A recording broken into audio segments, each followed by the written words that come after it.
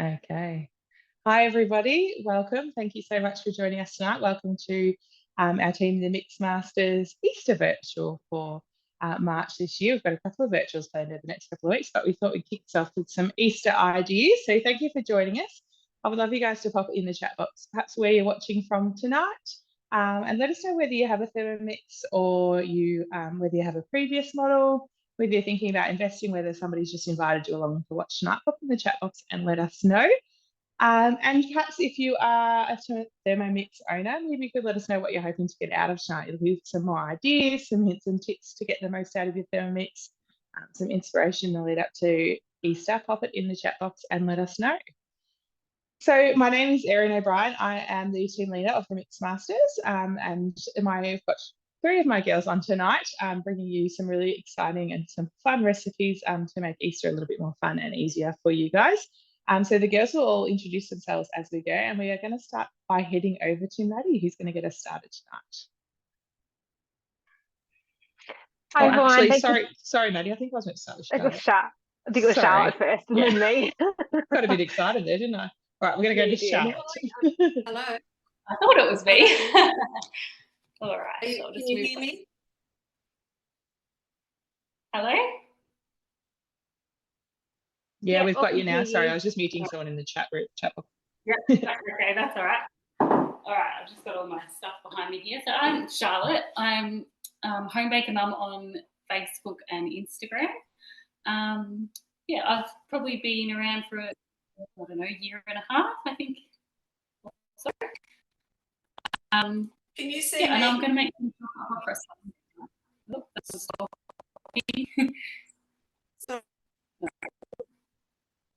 Sorry, can we everyone stays on mute or else it gets a little bit noisy. We can't hear. All right, so this is a cookie dough recipe. Sorry, my head's going to be cut off, but you should be able to see the machine here. All right, so it is a cookie dough recipe, and I've just saved it in my week, which is I've saved it from my phone and popped it into here. So it's just chocolate hot cross buns on cookie dough. Like always, you can scroll down and see all the hints and tips. One of the hints and tips that I just wanted to share, you can use some mocha. You can make a mocha variation, and just by adding some instant coffee powder at the cocoa step. Yeah, all right, let's get started. So we're just going to go start with cooking. Grease a large bowl and line a baking tray. I've already done that one. Place the bowl onto the mixing bowl lid, and it says next, weigh into the bowl 130 grams of butter cut into pieces. So a little picture here with the bowl on the top of the Thermomix too, so you know you're not adding it directly into the bowl. And I've done Jess's little trick. I think she's on tonight. She's part of our team. She's cut up butter into little squares, so you can easily just add however much you need. So thanks, Jess. That's a good little tip. So 130 grams, and then we're going to set that aside. We're going to knead that through the dough later. Now we're going to add 200 grams of milk. So just make sure I've gone next before I've taken my off. So I'm just going to tear it back to 0, which is the grams here. Got 200 grams of milk. Pre-weighed that, so that should be pretty right. 205. And then we'll just go next. 50 grams of sugar.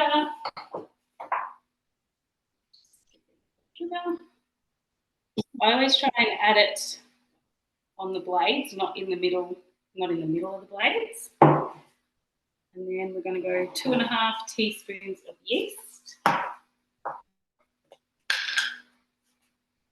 And again, we're just going to put that to the side of the bowl, not in the middle, just so it can help incorporate that into the milk. We're going to go next, and we're going to pop the measuring cup in, and we're going to heat it at 37 degrees for 2 minutes on speed 2. All right, while that's heating, we are going to head on over to Maddie, and she's going to get her recipe started as well. Hi, everyone. My name is Maddie Arbuthnot. I am the Busy Family Thermo on Instagram.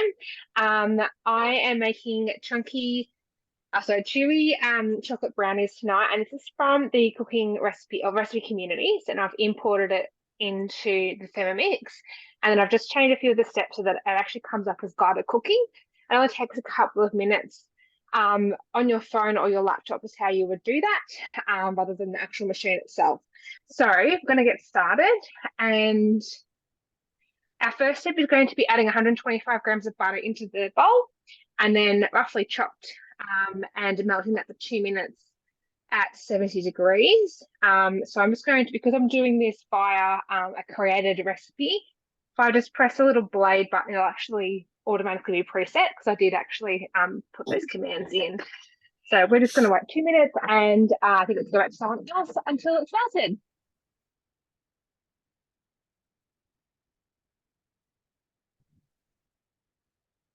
Sorry, that was my fat fingers. All right, while that butter is melting, yeah, we will head back to Charlotte because her stuff will be heated now.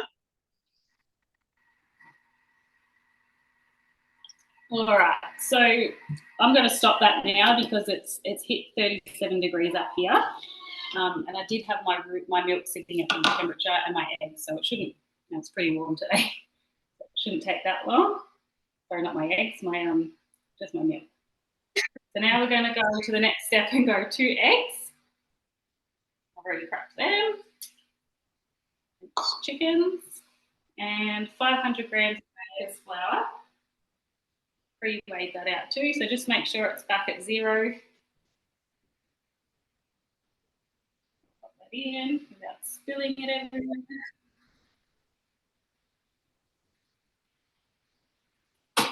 All right, so then we're going to go next. And 1.5 teaspoons of cinnamon up here. Has anyone made hot cross buns before, or what flavour have you made if you've made any? I just measure with my hand. 1.5 teaspoons. And now we're going to go 20 grams of cocoa powder with the chocolate.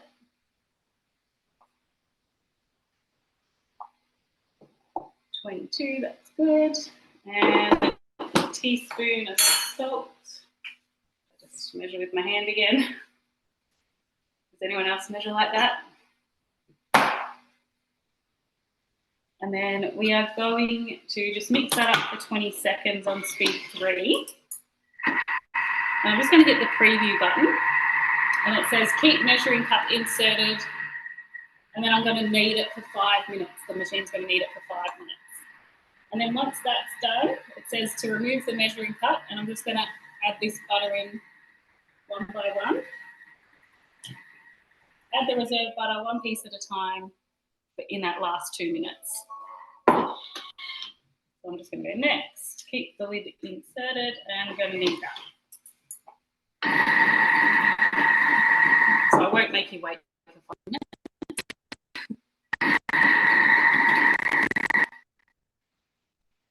Okay, so while that's kneading away, we are going to go back over to Maddie and she's going to do the rest of the brownie. Awesome. Thanks, Erin and Charlotte. So I've got my melted butter in the bowl now. My next step is to add 350 grams of brown sugar and combine for 10 seconds. Because I'm making this for my family and it is very sweet, I tend to tone down the sugar. So I'll probably only put about 200 grams into the bowl. So it says 350, but because I'm going to add more chocolate to it, it sort of adds up in the end anyway. So I'm just going to add less brown sugar, and I actually make my own brown sugar as well. So there's a recipe on the recipe community as well that you can make your own brown sugar, and it just saves buckets of money because brown sugar is so expensive in the supermarket, and you can make it from a fraction of the cost by making it yourself. Okay, that's about 200 grams. All right, so then we're going to combine for 10 seconds to speed 4. And then we're going to mix a further 5 seconds at speed 3. So because I've been doing this via my creative recipe, it's coming up with 2 different speeds because I'm going to do one and then the other in the step.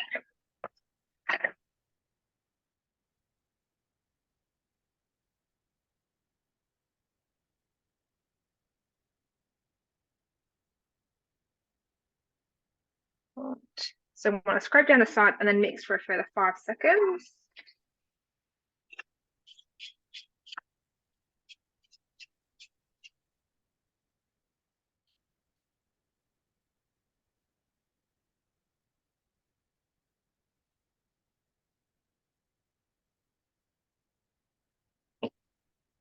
All right, so now what we're going to do now is add 45 grams of cocoa powder, half a teaspoon of vanilla essence, 2 eggs, self-raising flour. And again, because it is a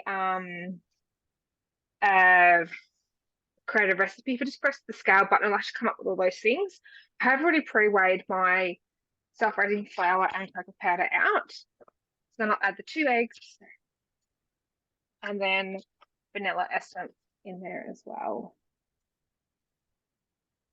You could potentially substitute other flours in here as well. And I'm just going to roughly do half a teaspoon of vanilla there.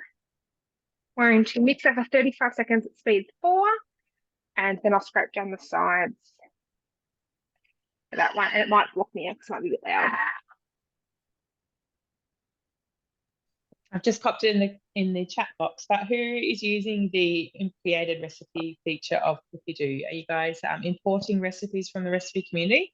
It's one of my favorite features of this, newer features of Cookie-Doo. I had a TM5 before upgrading to the TM6, and I loved and used heaps of recipe community recipes. So lots of my long-term favorites that I can now import for guided cooking like Maddie is using tonight, which is awesome. And it's really good if you've got grandma's favorite recipe that you want to make in the Thermomix as well. You can add that through and have that as your own recipe, and have that through as guided cooking. So it's really, really handy and really versatile. Or if you change your portion size as well, it can go through your created recipes. So I made a Neapolitan ice cream cake in January, and because I increased the portions that went to my created recipes there as well. Cool. So one of the last steps we're going to do is add 100 to 200 grams of white, dark, or milk chocolate. I want to add M&Ms with mine as well, so I'm just going to be a little bit conservative with the chocolate. Normally I would be a bit heavy-handed, but I'm just going to do a combination of dark and white chocolate bits. I think the white chocolate just sort of adds a little bit of extra. I don't understand. Yeah. So let's add 150 in there. It does say you could also add large pieces of chocolate as well. So I have broken up bits of chocolate bar as well. And we're going to do 30 seconds counterclockwise at speed 2. And this is so that it doesn't chop that chocolate up too much. It just mixes it.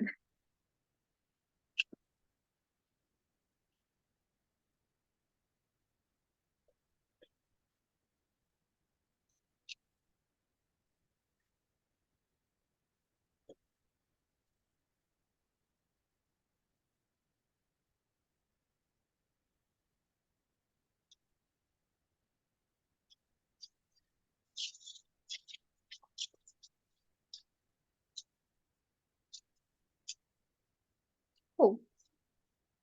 Then we're just going to pour the mixture into a greased pan or a lamington tray. Now, I always get them to do bigger size. It's about this size, about, I don't know, 30 centimeters by about 15 to 20. If you double the recipe, obviously you need more space. And the Easter theme as well, you could have got some speckled eggs, but unfortunately my Woolworths did not have any speckled eggs. So I'd have loved to put them on top of my brownie. However, I didn't have any to put on top of my brownie, so I'm going to put M&Ms on top of mine as our little Easter theme. And one really good trick as well is if you can't get all the mixture out of your bowl, for example, if it's a really thick mixture or it's just on the blades, going to that turbo mode for 1 second is super, super helpful to get the rest of your mixture out. This afternoon I made muffins, and I ended up spinning it twice for 1 second each time. I was able to get the rest of my mixture out. Sometimes when you're trying to get it all out under the blades, it's a bit stuck. So I want to do that with this because there's quite a bit still around that my spatula can't get. But then once we have spun all that out, we're going to put it in the oven for 170 degrees for 25 to 30 minutes. This recipe, you just got to watch the time as well, because some ovens obviously burn a bit hotter than others. So I'll leave it there. I'll spin the rest of this out and put this in the oven. And I'll pass it to the next person. Thanks for listening, guys. Thanks, Maddie. Just before you go, can you just hold it up so we can see how it kind of poured out? I can't see it.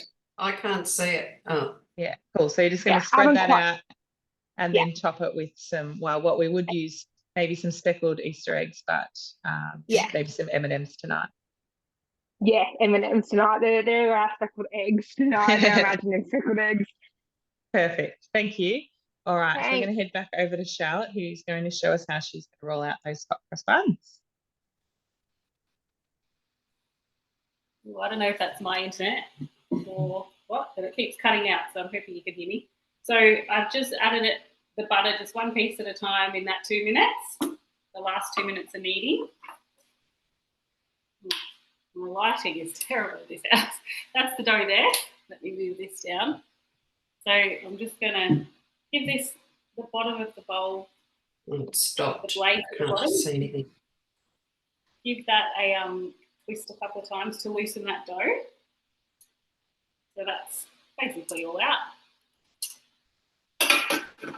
And I've just got my Thermomix here, and I am just going to this is all greasy from that butter that we've just added in. It's a warm dough. I'm just going to pop that to the side and let that prove. It says for an hour and a half. Obviously on a day like today, it's going to go real quick. Good bread proving weather. So I'm just going to pop that in a bowl and let that prove. But I did make some earlier. I'll show you how I roll them. Oh, sorry, I didn't do the chocolate chips. Don't mind me. Let me pop it back on the mat. I'm going to put a little bit of flour because it is a very sticky, oily dough from that butter.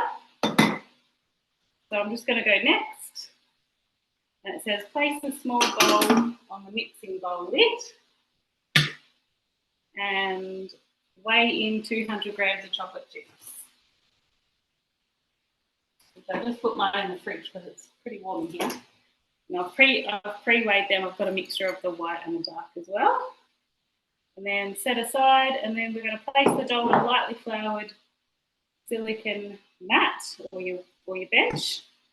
I'm just going to flip that over and then press the dough out to flatten, and then we're just going to sprinkle that with the chocolate chips. Because the dough's still warm, I don't think it likes you to knead it in here because it will just melt all through the dough. So by doing this, it helps cool the dough down a bit and your chocolate chips aren't going to melt. Whereas if you're doing like a traditional one, you could easily add the sultanas, the raisins into here. They're not going to melt into the bowl. So I'm just going to knead that by hand for a few seconds and incorporate that. So that's all we're going to do. And then we're going to let that rise for an hour, hour and a half. Getting ahead of myself. All right, so once that's doubled in size, let me get this one out of the way. Once we've kneaded that in, so it shouldn't take too long, just a few goes. Pop that aside to prove. So here's the one I made earlier, and it's nice and airy. We'll just put a bit more flour on the bottom there because it is a sticky dough. So it says clean and dry the mixing bowl, so I'm not going to do that. I've just got a second bowl. Pop that on. So that is one of the deals at the moment. You can buy a second bowl for $49, and it's so handy for a step like this. So we're going to divide the dough into 12 equal-sized pieces.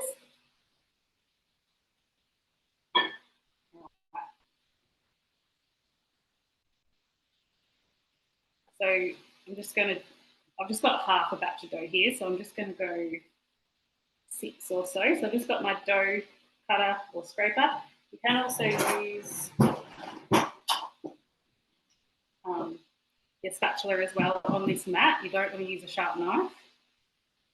Just It says to divide into 12 equal-sized portions, approximately 100 grams each.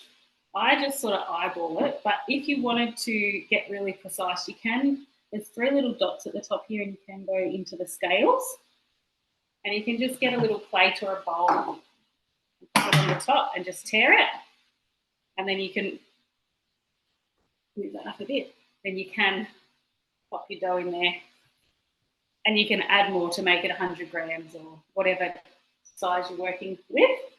I normally do about 15 out of this one, out of this batch, and they're not massive, but they're not tiny either. So I just eyeball them. So how we're going to roll them, can you see that all right? It's basically just a ball. I just look for a smoothish side, and I fold it under like that. Then look for the other side, fold that under, and just sort of keep doing that because it is a really sticky dough. So you're pushing it all underneath, so underneath doesn't look pretty. And then once the top looks pretty smooth, I just go on my mat and sort of gently roll it into a ball. And then pop that on my tray. That one. You want me to do another one, Erin? Yeah, maybe just show us one more, Lisha. Thank you. Yeah. All right, so get a dough, just make it smooth on the top and tuck it under. Tuck it under. So just basically like that. Roll it in the ball and pop it on your tray. So we just continue and do all of them. So once we've done that, we're going to form the buns, place them 3 centimetres apart on prepared baking tray. These are from the mix shop as well, and you can get the liners with them too. So they're real handy, so you don't have to use baking paper all the time. Cover with a tea towel and set aside for 30 minutes, and meanwhile continue with the recipe. So I am going. So I would cover it just with my baking mat. I wouldn't go and get anything else out. So I'm using that. Here's my other batch that I rolled before. So they've grown a bit, but we're going to keep going with this one. Preheat oven to 200 degrees. So I've done that. Place a bowl onto the mixing bowl lid, and it says to put 40 grams of plain flour. So now we're just going to make the cross that goes on the top. I make these sort of all year round. Yeah, you could easily leave this step out if you didn't want to do the cross. Can you just tilt your camera up a little bit again, Charlotte, please? Sorry, so we can see what you're doing. Thank you. You're right. There we Thank go. So 40 grams of that. So yeah, you don't have to do the cross, it's optional, but it looks good too. And then we're going to go next, and we're going to do 50 grams of water. Make sure it's teared at 0 or thereabouts.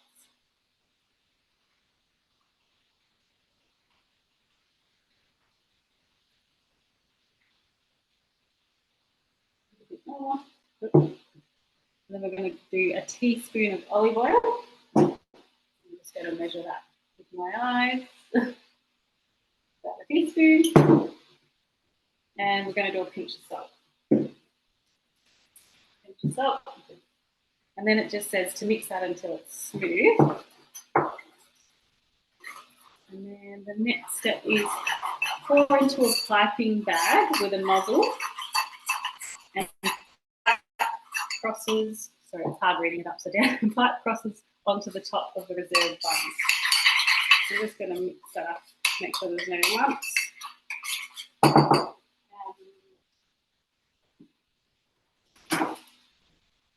Because it's only a little bit of mixture, I'm just going to use a sandwich bag. Like that. And just a glass. I'm just going to top the corner and that and fold it over.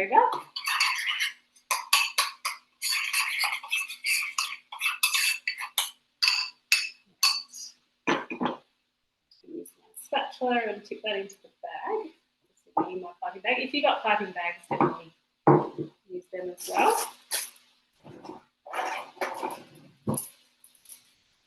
Now all I'm going to do, I'll move it back down. I'm just going to snip the end that way. Just a tiny little bit, less is more. You can always go bigger. All I'm going to do is squeeze that across.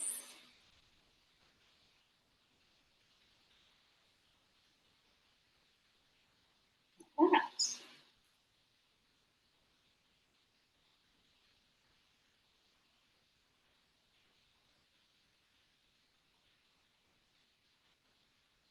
And that. And I'll fix that one. And then it says it comes up with the timer function on the Thermomix. So it says bake for 20 minutes, 200 degrees until golden brown. When I first made this, I'm like, how are you supposed to see when they're golden brown? But they do turn lighter. They do turn a little bit lighter. So the built-in timer, you just select your timer. Or down here, set timer. And it automatically will set it for 20 minutes. And I know my oven is a little bit quicker than that, so I'm going to go 12 minutes. And then the Thermomix will ding at me when that happens. And then I'm going to make the glaze as well. Did you want me to do that now or wait and see? No, we might just keep going for now, Charlotte, if that's okay, and we'll come back to you after. Yeah, that's fine. I'll pop these in the oven. Amazing. Thank you. For those of you who don't know and don't follow Charlotte, she is like the hot cross bun / dough queen. She makes the most amazing looking hot cross buns. So follow her on Instagram if you're not already. She's the home baker mum. You won't regret it. Everything looks amazing, but it might inspire you to bake a few too many hot cross buns. All right, so I am going to go next, and I am going to put something a little bit different for you today. So I'm going to go into my week, and I am making this wholemeal Easter bread with eggs, and it says smoked trout fillet. But I really like smoked salmon. I think it'll go perfectly with this recipe, so I'm going to substitute the trout for salmon. But yeah, just something a little bit different. I thought it might be nice for whether it be Easter breakfast or lunch, perhaps if you were bringing a plate, that kind of thing. Something a little bit different from the sweets that we, I think, get a bit overwhelmed with at Easter. So as normal, we can scroll down and have a read if we want, but we're just going to get straight into it and hit start cooking. Just going to move that little computer out of the way. So into our bowl, we are going to place, has anyone made this recipe? Pop in the chat box and let me know if you have. A bunch of fresh dill. It says about 20 grams, but we are right on. I thought it was going to be a bit under. And half a red onion. Says again about 100 grams, but I know this one's a bit under, but I wasn't going to use the whole lot, so that's fine. I had half left over from our dinner last night from a coleslaw, so worked well. And now we're going to chop those up 3 seconds on speed 7. This will mute me out for a second here.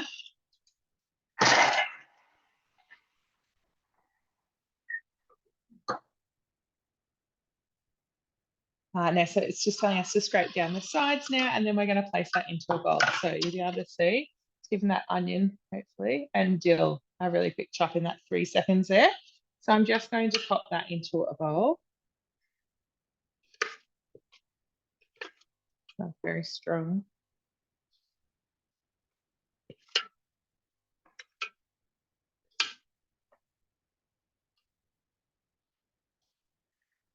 And pop that aside. Then we're going to continue on. So into there, we are going to place 300 grams of milk. Making sure our scales are tiered. So a TM6 is accurate to 1 gram for those of you that have the TM5 or maybe the TM31 and you might be considering upgrading.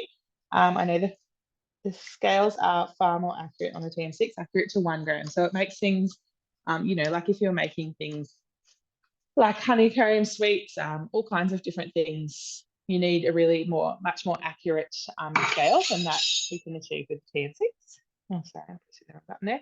15 grams of honey, and I've just thrown a spoon on the ground, 2 seconds.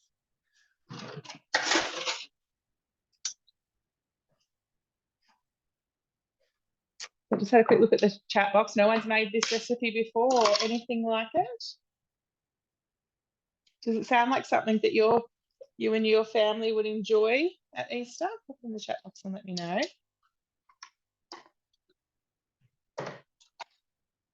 Next again, 2.5 teaspoons of yeast.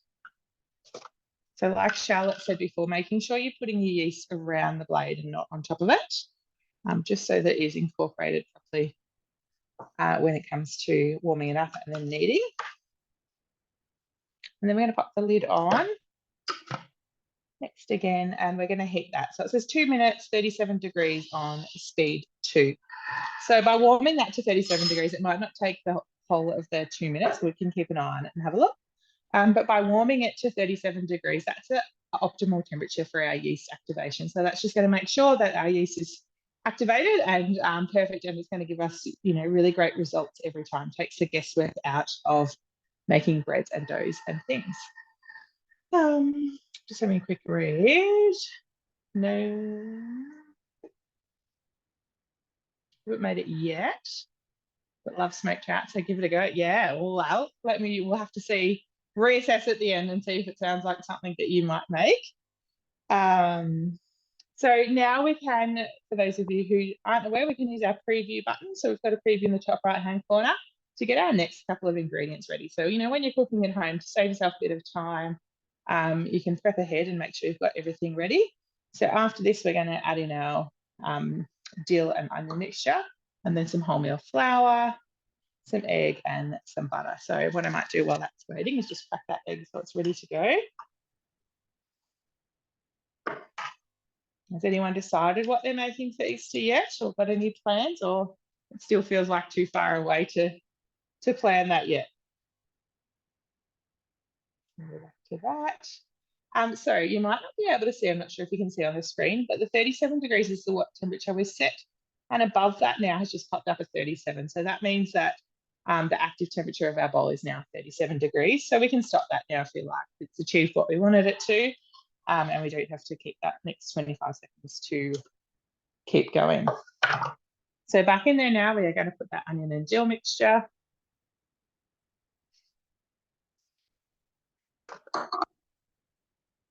Uh, 560 grams of wholemeal plain flour.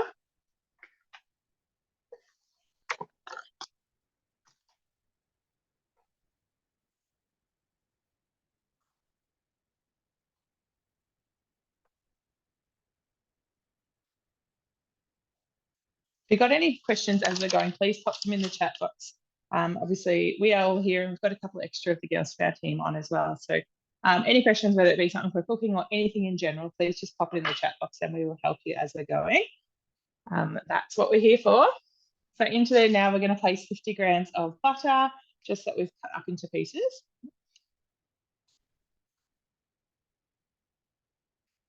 Next again, 2 teaspoons of salt.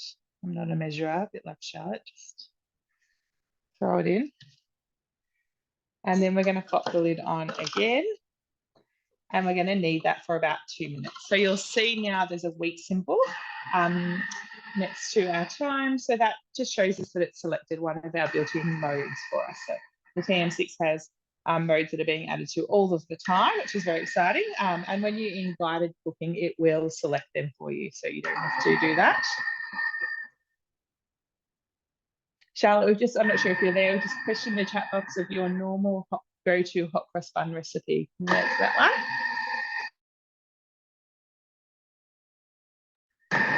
You can come off it if you like. Yeah.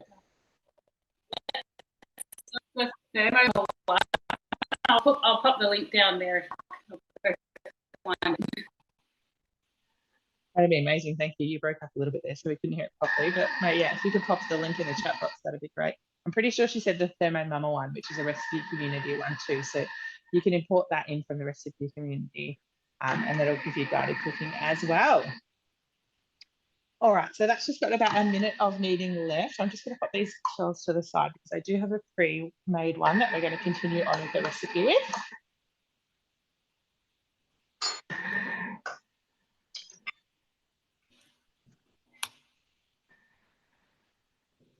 Thanks, Charlotte. All right, so I've got my bread mat. These bowls are available from Mix Shop as well. There's a three bowl set and they're amazing. They do have lids, but I'd already dirtied the mat, so I just thought I may as well continue using that to cover it. So after the kneading is finished, and I'll show you in a second, the next step is to set it aside for about an hour till it's doubled in size. So this one is just quite a large bowl, as you can see next to the Thermomix. Has definitely doubled in size in that time. So what I'll do in a second is I'll switch them over. So I'm going to pop the pre-proof one out onto my mat, and then I'll set the new one aside. So you do just want to make sure you're covering your bread and your dough when you are proofing it. Otherwise it will dry out and it kind of forms a bit of a skin then that can stop it rising as well as what we would like. So this dough as well, I left the dill and onion out only because I didn't have an enormous amount of dill to do 3 different lots with. So it is going to look very slightly different without the little chunks of dill and onion in it. But that is the dough there, ready to proof. So if I continued on, it says to place it in a bowl and set aside to proof in a warm place until about doubled in size, approximately 45 minutes. But like Charlotte said before, it just completely depends on the temperature, the weather where you are, all of those kind of things. And meanwhile, continue on with the recipe. So we'll actually just hold that for a second. So now it's just telling us to clean and dry the mixing bowl. I'm just going to grab a second one instead. Everybody, we all know everybody needs 2 bowls in their life. It is such a game changer to be able to quickly move on through things without having to stop and clean. And into there now we are going to place 4 eggs. And we're going to use the egg boiler function to cook our eggs. So again, this is one of the built-in modes that is a part of the TM6. And then water up to the 1 litre mark. So I'm just going to go to the tap. I'll keep talking. So one of the built-in modes of the TM6. So those of you with a TM5 or a 31 will know that you would previously cook your eggs using the simmering basket and loading them in there. But having the egg boiler mode means that you can just put them straight into the bowl and the mode won't turn the blades. It'll just cook the eggs. So you can select, if you were just cooking eggs, you can select the egg boiler mode from the home screen. You can add as many eggs as you like. I think there is a maximum. I can't remember off the top of my head what it is. And then you add your water and you select how you would like them cooked. So it makes it much easier than doing the simmering basket method. So now we are going to put the simmering basket on the top. Sorry, I've got everything just out of my reach tonight and my computer's in the way. So the simmering basket on the top during that cooking time, and then it's just telling us to turn the selector to the medium cooking point to start the mode. So like I said before, you probably can't see it clearly on the screen, but there's soft, medium, medium hard, and hard. So if you were just cooking eggs for yourself, you can select whichever is your favourite. Who's using the egg boiler mode? Pop it in the chat box and let us know. So while they are cooking, I am going to continue on, and I'm just going to use the preview button so that I can see exactly what it wants me to do. So that's just telling us about the egg boiler mode. It says using a slotted spoon, carefully transfer the eggs to the simmering basket, run under cold water to stop the cooking process, and then once cooled, peel them and cut into quarters and set aside. Now we're going to line our baking tray, which I've already done, and transfer our dough onto a lightly floured work surface and divide into 3 equal pieces. All right, so I'm just going to tilt my camera down a little bit too so you can see what I'm doing now. So I've got my dough, and now I'm just going to use my dough scraper just like Charlotte did, and just roughly kind of chop that into what feels like equal pieces. All right, and then it's telling us to roll each piece into a log about 75 centimetres. So literally just rolling them out. I can't see the chat box from where I am, but hopefully everyone's using the egg boiler mode. Or what is your favourite mode? Pop it in the chat box and let us know. Out of all of the different modes of the TM6, those of you who have it, what's your favourite one? I think my most used would probably be, hopefully you can see the end of that somewhere, I'm not sure. Our baking mats have markers on them and it goes up to about 60 centimetres. So I know if I just go just over that, I'm about that 75 centimetre mark. I think our most used mode would be the dough mode.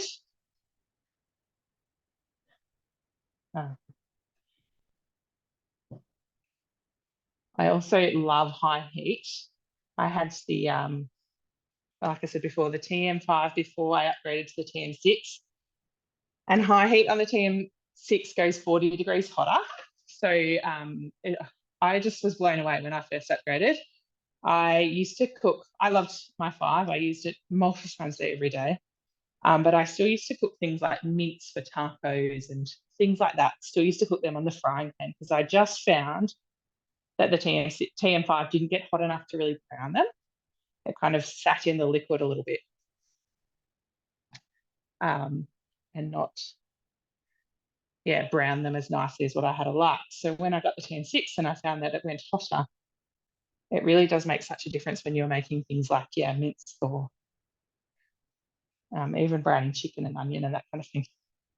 All right, so they are rolled out. Hopefully you can see okay there. So now I'm a little bit too long for you to see the end, but I'm just joining the end by pinching all of those together. And now we're just going to plait them. So you just kind of have to bear with me a second. I'm no hairdresser.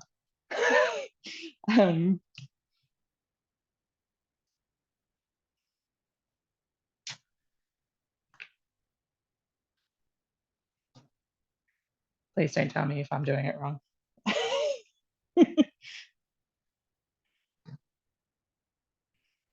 Very, feels a lot different to when I'm doing it on my daughter's hair, that's for sure. Now stuff that one up.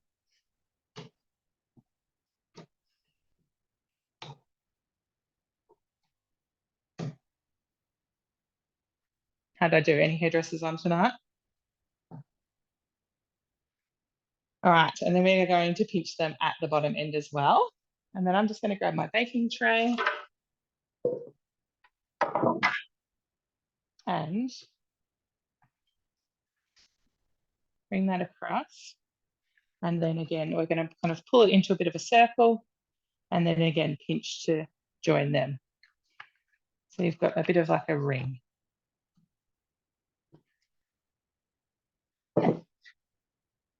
So after that, you are going to bring the ends together to create a circle, tucking pinch ends under each other to keep them secured, and then cover and set aside to preheat in a warm place for a further 15 minutes before cooking.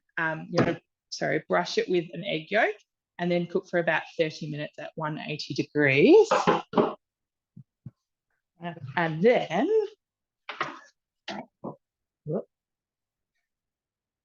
here's one I prepared earlier. That is your final product. So then you're just going to pop that on your serving tray or whatever you are using. I'm going to continue on with this. And then we're going to just literally serve it up. So I'm going to put some lettuce in the middle, then I'm going to flake my salmon onto it, pop my eggs on the top, and then a little bit of red onion to garnish it. And then it'll be all done. So we might come back at the end and I'll do that off camera. You don't really need to see me layering all that up, I don't think. And yeah, I'll come back and show you what it looks like at the end. We'll head on over to Ema because she's got a beautiful carrot cake that she is going to show us tonight. Hello everyone. Tonight my name's Ema and I'm going to make a gluten-free carrot and almond cake tonight. I usually make a cake like this for Easter Sunday dinner because sometimes, you know, some of the older people don't want to be eating chocolate and some people have allergies and things like that. So we'll start with the gluten-free carrot and almond cake, start cooking.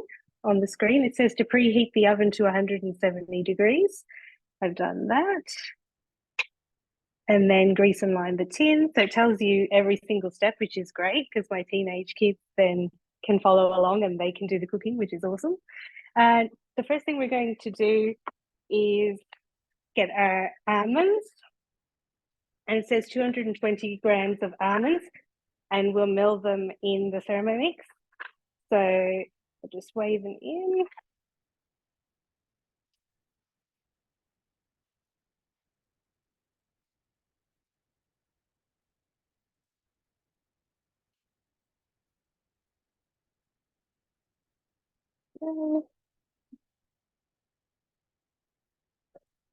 It'll mute it out while it gets a bit loud, but it's going to be 5 seconds on speed 7, and then it'll be milled into almond meal.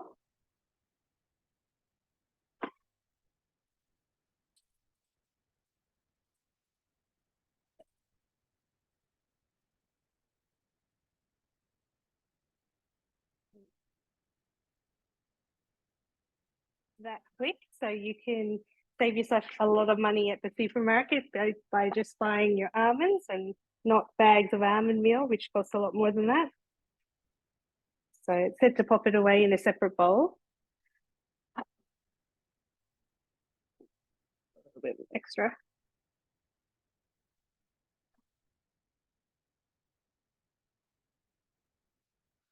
You don't need to wash the bowl or anything. We can just keep going on. The next thing we're going to do is our carrots. So 300 grams of carrots cut into pieces, and it's going to chop in here.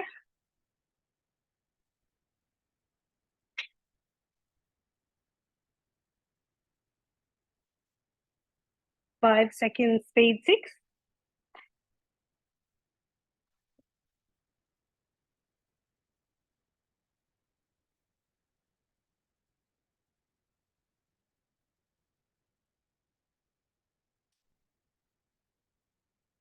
And just like that, it's all grated up, which is lovely. It needs to be chopped nice and fine for this carrot cake. It's going to be really nice and moist because it doesn't have any, because it's gluten-free, it doesn't have any flours in it. So the next is 100 grams of grapeseed oil, but you can use sunflower oil. You can use any other oil you prefer to use in baking. And that's going to keep the cake nice and moist.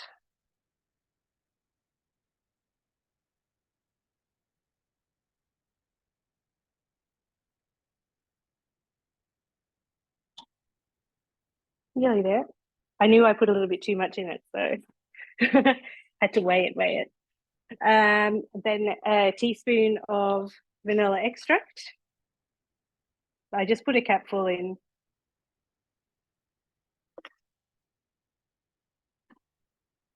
Hit the next button, and then 3 eggs goes in. So this is also going to help it rise and keep it nice and moist and fluffy as well. It's actually quite fluffy, this cake, once it's cooked.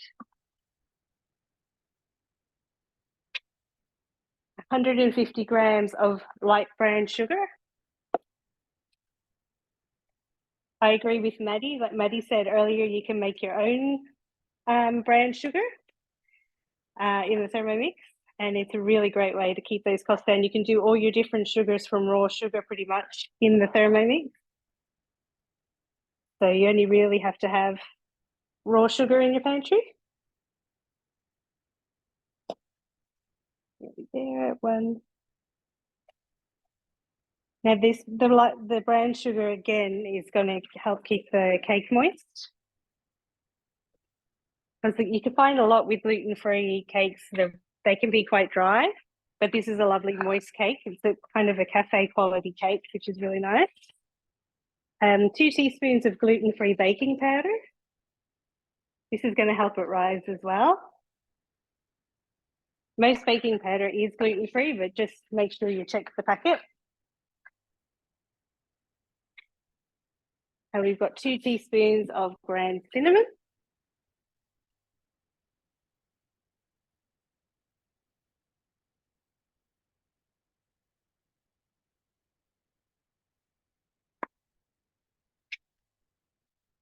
It also says 2 teaspoons of ground ginger. Now I put a teaspoon, I've only got regular ginger, and that's quite okay because this is a really moist cake. So I'm just putting the crushed ginger in, just 1 teaspoon, and it's worked out really lovely. And then a pinch of salt. One thing I didn't have, pinch of salt. There we go. And then we pop the almond meal in from the beginning of the recipe. So we'll pop that back in, all ready to be mixed up. And then we pop the lid on. It's going to be 10 seconds, speed 6.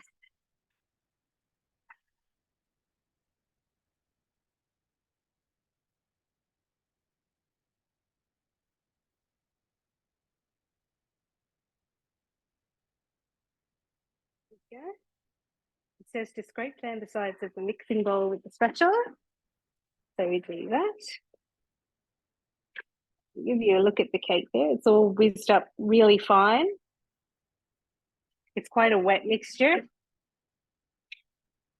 And then you pour it straight into your tin. So I've just got my tin down there. You might be able to see pretty well, actually. And we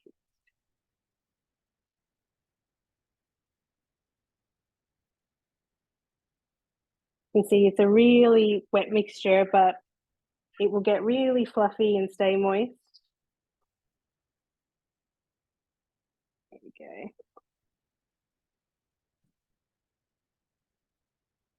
And then it says to bake for 45 to 60 minutes at 170 degrees until a skewer inserted into the center of the cake, or if you have the sensor for the new Thermomix sensor, you can probably pop that in as well.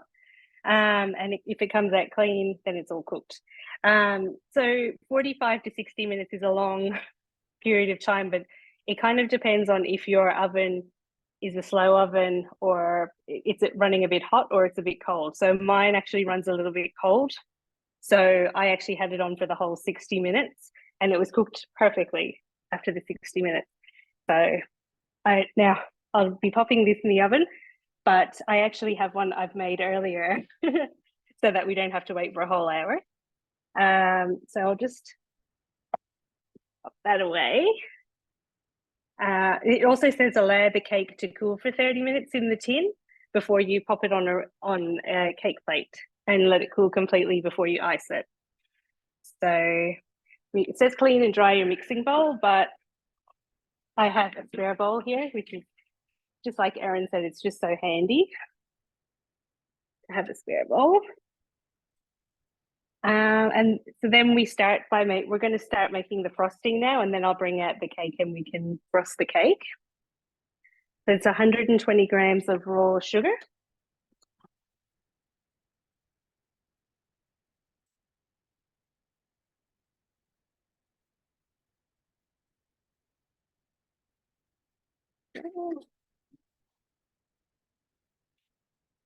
And then half an orange zest only.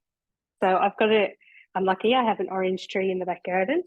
It's a Valencia orange. So to get the zest from half of a lemon, I would use this. It's kind of like a little trick I picked up from working in restaurants, and a lot of chefs do this, but it means that white pith that's on the back, it doesn't come off when you use a peeler. So it's actually like, you're peeling it very close to the skin and you don't get that pith in it. Well, not very much of it. And that just is really good for it. And we're just going to pop it straight in the Thermomix. Oh, it smells so nice too. You can smell all the citrus oil. And this is going to make the frosting, like orange and carrot really complement each other for flavoring. So in the frosting, this yummy, yummy zest will complement the carrot. Such a beautiful cake. So we've put it in the zest from half an orange, and it's going to make citrus sugar basically. So we hit next, and it's 50 seconds, speed 10. So it's going to be loud for a little while. and then it'll have this. It'll make the citrus sugar. So pop it on.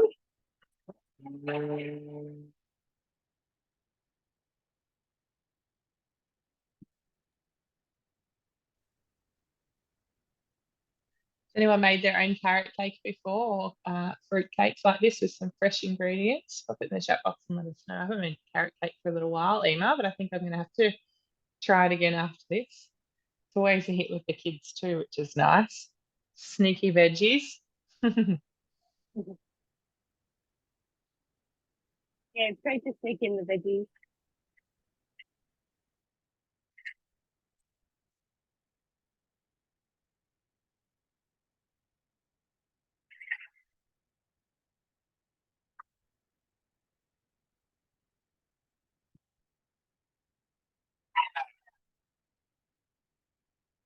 Okay.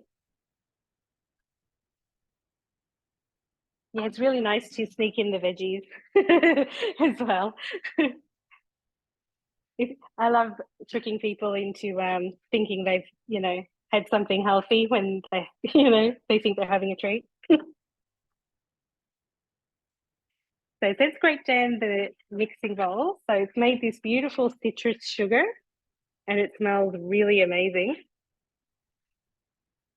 And then we put it back on again, well, probably quite all right.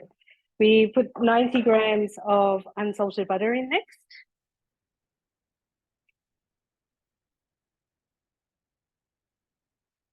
And then we're going to put it on again for 5 seconds, speed 5.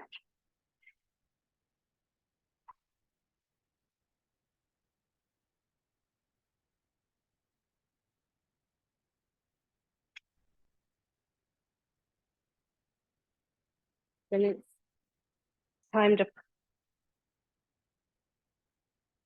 oh, and that is just like creamed the sugar and the butter together in like just a few seconds. It's so amazing. I love being able to whip up a quick cake. So 125 grams of cream cheese then goes in for the cream cheese frosting.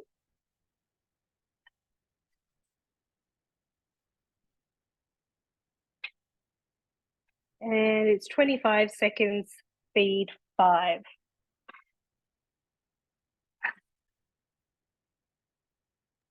So like Emma was saying before, the sensor would be perfect for making a cake like the carrot cake. It is it's like a wireless thermometer. So it connects via Bluetooth to an app on your phone and your Thermomix. And you can set it, depending on what you're cooking, you can make cakes, meats, breads, all kinds of things. And it will tell you exactly when they're cooked. So you use the app or your Thermomix to select what you are cooking.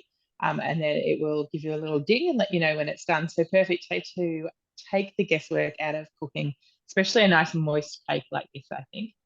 It is available as a host reward for a couple more weeks, so please reach out to your consultant if that's something you want to learn more about.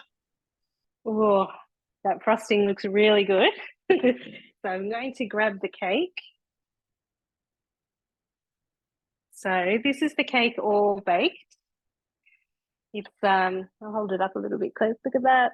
Pretty, mate. It's a lovely fluffy cake. I'm really, really, as someone who's gluten-free, it's a pretty nice cake to serve up to anyone. It says to spread the frosting completely on the cooled cake. So that's what we'll be doing. I love, I'm not a really good cake decorator like Erin. He's making lots of lovely cakes every week.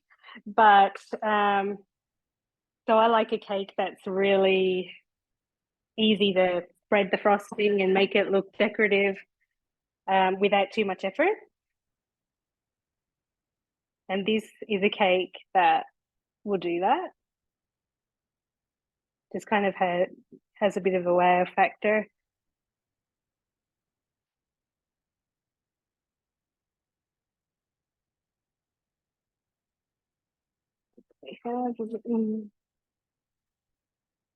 And it's gone kind of orangey too, which is nice from the oranges.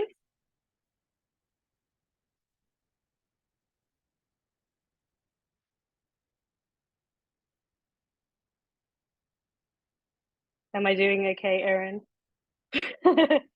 I'm really not the best icer in the world. Perfect. I just look Delicious. at I your love a videos cream in cheese icing. I just look at your videos in awe. Like I could never do that.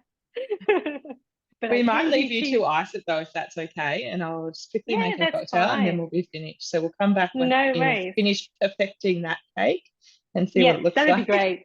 The pressure's off, thanks. The pressure's on. All right. And I've just got one super quick little cocktail for you guys to finish us off. I thought, why not give us a little treat at Easter as well? It's also a little great way to make some of the Easter eggs disappear if your kids get too many as well. So I think you guys will love this. This recipe is on Cookie Do, but it serves 6. So I have used the serving size changer to halve it, which puts it as part of my created recipe collection. And I'm actually going to halve it again. So I'm only just going to make 1.5 tonight because I really don't need all of that tonight after tonight's virtual. So I'm going to get cooking. It's super, super quick. So first of all, we're going to place the chocolate into the bowl, which is, well, it says 40 grams of dark chocolate. I just use milk chocolate because that's what I prefer. Just like usual, use whatever you like and what suits you. But yeah, like I said, you could throw a couple of kids' Easter eggs in there if you needed to make some disappear. I always need to do that. My kids get so many. And now we are going to shuffle that up. So 5 seconds on speed 7. This will mute me out for this 5 seconds because it'll be quite noisy.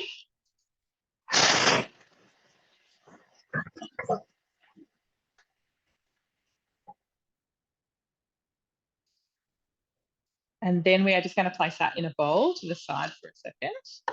So that, like I said, has grated all that chocolate up. So we're just going to tip it into a bowl.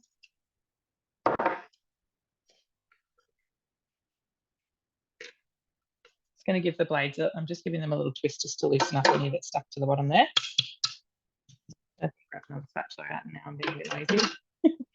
And then into the bowl, we are going to place some ice cream, Kahlua, and cream. So we'll just select those. So it says 400 grams of ice cream, but like I said, I am going to half that again. So, I mean, like this recipe is not made for health. For those of you who might be on a health kick, I can assure you, but it's worth it. It's delicious.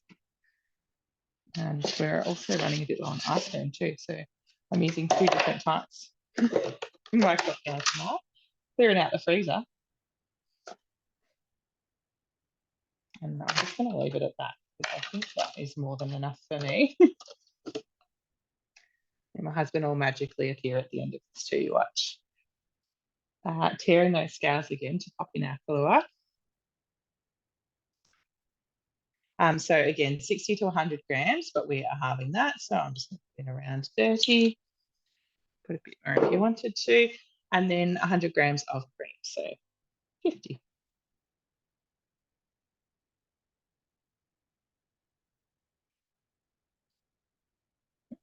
A little bit over, but that's okay. And now we are going to put the lid back on and we're going to blend that for 20 seconds on speed 4, using the spatula to aid if necessary, but because we've halved it, we won't need to do that.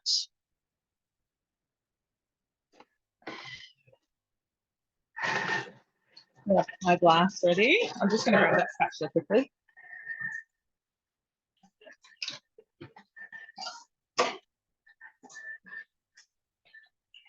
Anyone else planning a cocktail at Easter? Got any others on your list? In the chat box and let us know. Everyone can use some more cocktail inspiration in their life, I think. And that is it. So blended till smooth. So if you needed to, you could add a little bit more time, but I will show you that again, because we halved it, we definitely don't need to. And then we are just going to pour it into our glass. Oh, sorry, you can't see.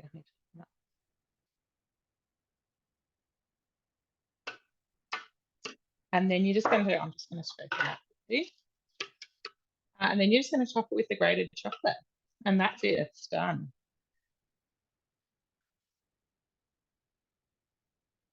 So a nice little treat on Easter night or in the lead up to Easter or any time really, let's be honest.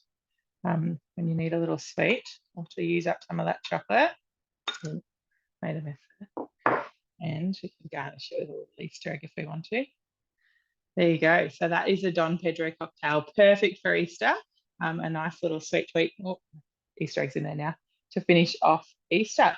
So what we might do is we will just pop around to everybody and see everybody's final product, and then we will be all finished tonight. So again, if you've got any any questions, please pop them in the chat box. We would love to help answer them for you. So we're going to head on over to Maddie first, and she can show us her finished brownie. Oh, that's Emma. That's not Maddie. Hi everyone. So hang on, Maddie. I did the wrong spotlight. I don't know can I turn the mute thing around? Yes, I can. So this is no, maybe not. The camera. Can I turn the camera around? Yes. This is the done brownie. I've just chopped it up and popped it on a plate. So for our serving. But this is the chewy chocolate brownie. And it is a super tasty treat for your lunchbox.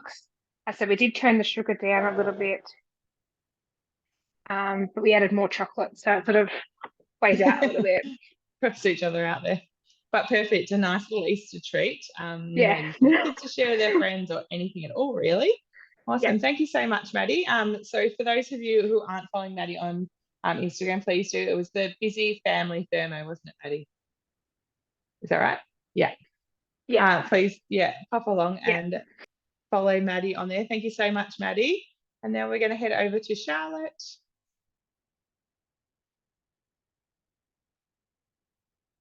You just muted there, Charlotte. Could you unmute? Good. Thank you. All right. These are the hot cross buns come out the oven. Now the next step is the glaze, which I just went ahead and did while everyone was busy, so we don't keep you here all night, which is basically 40 grams of water, 40 grams of sugar, and then it just heats it for a couple of minutes. And then it just says to brush the sugar syrup onto the buns while still warm. So basically, like that. Put that down. And then you just allow it to cool for 10 minutes and then transfer it to a wire rack, and then you can serve fresh or toasted with butter. I did add in some bread improver as well. When I did mine, I just forgot to say that when I was doing it. I find that helps keep it fresher and softer as well. It doesn't actually say it in the recipe, but I do use it in the other recipe that I use.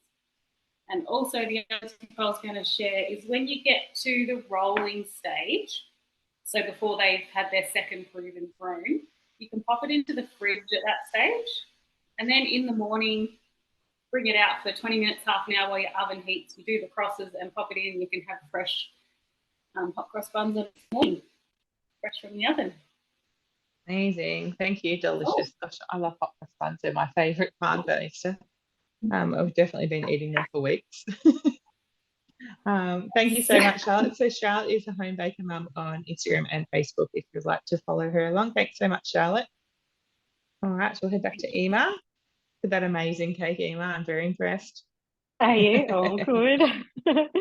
So, yeah, that's the finished products there. So, the end of the recipe says to put a tablespoon of walnuts and pistachios on it. I only had macadamia, so I used macadamias, a tablespoon of each, and I chopped them up in the Thermomix. I did use a cutter I found, and I thought I'd put the nuts in the middle and do the bunny shape in the middle, but I think I might have overdone it on the nuts. Does it look like a bunny? I don't know. It looks a little bit like a love heart, I'm not going to lie. I thought you'd done a love heart and been very creative. Oh, okay. No worries. Cool. Well, as long as it looks like something. As long as it looks like something. But it probably does in person. Maybe it's the angle we're looking at. Yeah. So, and it actually is a lovely colourful cake because you've got the orange in the icing and then the green of the pistachio and that purple colour. So it looks it looks very fancy. It's quite a nice cake delicious. For Easter Sunday. Perfect. Definitely looks like something I need to try, that's for sure. Cool. All right. And just back to me briefly. So I have got that bread. I need to remember exactly what it's called again. the wholemeal Easter bread with eggs and smoked what we have used as salmon. So I'm going to try not to tip it all out. But yeah, so you cook the bread. There goes my lemon.